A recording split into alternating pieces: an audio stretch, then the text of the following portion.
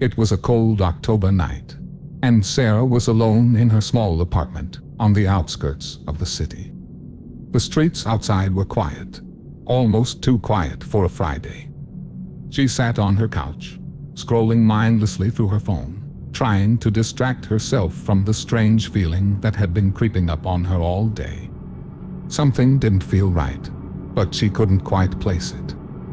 Around 11:45 p.m., her phone buzzed, startling her from her thoughts.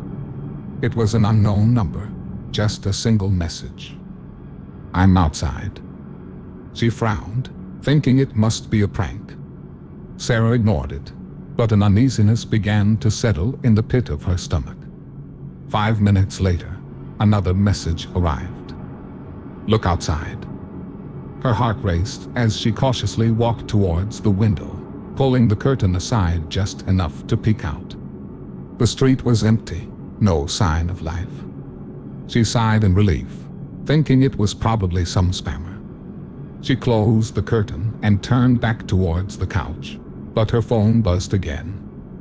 This time, the message was a picture. It was a photo of her window, the one she had just looked through. Cold dread washed over her. How was that possible? Suddenly, the power went out. The apartment was plunged into darkness. Sarah's pulse quickened as she fumbled for her phone, turning on the flashlight feature. She felt a growing sense of terror, knowing someone was watching her, possibly even right outside her window. Then, the phone rang.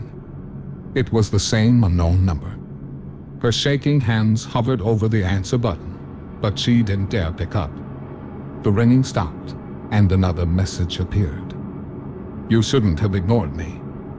Sarah felt her blood run cold.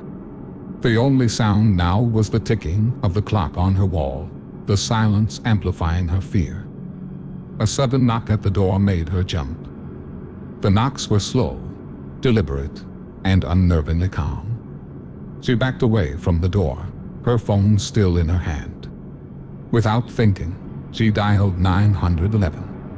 The operator picked up, her voice a lifeline of hope in the crushing darkness. "I'm being stalked," Sarah whispered, her voice barely audible over her shaking breaths. "There's someone outside my apartment." The operator was calm.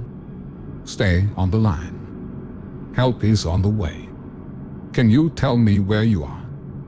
But before Sarah could answer, the knocks grew louder, more insistent. Bang. Suddenly, they stopped. There was an eerie silence. For a moment, Sarah dared to hope that the nightmare was over. But then, she heard it, the faint sound of someone breathing. Inside the apartment. Her phone slipped from her hands as she slowly turned around. There, standing in the corner of the dark room, was a tall figure, their face obscured by the shadows. They had been inside the whole time. The last thing Sarah heard was a chilling whisper. "I told you I was outside."